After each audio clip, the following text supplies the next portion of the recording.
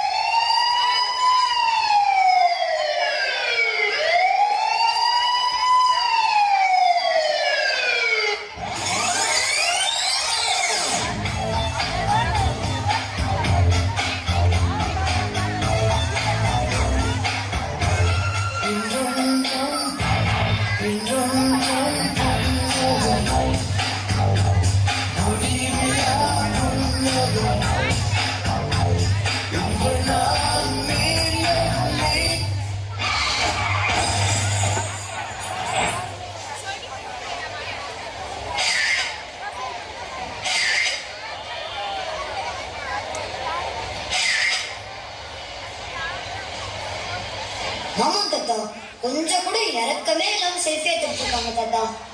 இந்த mobile phone உங்களை எந்த நிலைமைக்கு கொண்டு வந்து விட்டு இருக்கு பாத்தியா? அப்படின்னா இந்த மொபைல் போன்னால எந்த யூஸ்மே இல்லைன்னு சொல்றீங்களா தாத்தா?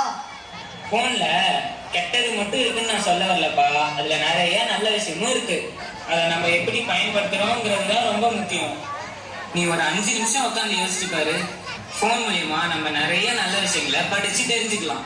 உனக்கே நல்லா தெரியும், 2 வருஷத்துக்கு முன்னாடி கொரோனாவால பள்ளிக்கூடமே போன்ல தான் நடந்துச்சு. அதுதான் நல்ல விஷயம். மொபைல் போனுன்றது ஒரு அரிய கண்டுபிடிப்பு. அதை நம்ம அறிவை வளர்த்துக்கிறதுக்கு மட்டும்தான் பயன்படுத்தணும். அதை விட்டுட்டு வாட்ஸ்அப்பு, ட்விட்டரு, ஃபேஸ்புக்கு, இன்ஸ்டாகிராம்னு சோசியல் மீடியாக்குள்ள போய் நம்ம நேரத்தை வீணடிக்க கூடாது. அது மட்டும் இல்லாம பப்ஜி, ஃப்ரீ ஃபயர்னு மொபைல் போன்லயே கேம் விளையாடி பொழுது கழிக்க கூடாது. எங்க நேரத்தை வீணடிக்கிற இந்த போனை இனிமே நான் அனாவசியமா யூஸ் பண்ண மாட்டேன் தாத்தா. என்ன ஃப்ரெண்ட்ஸ், எங்க தாத்தா சொன்னதை கேட்டு நான் மாறிட்டேன், நீங்களே எப்ப மாற போறீங்க?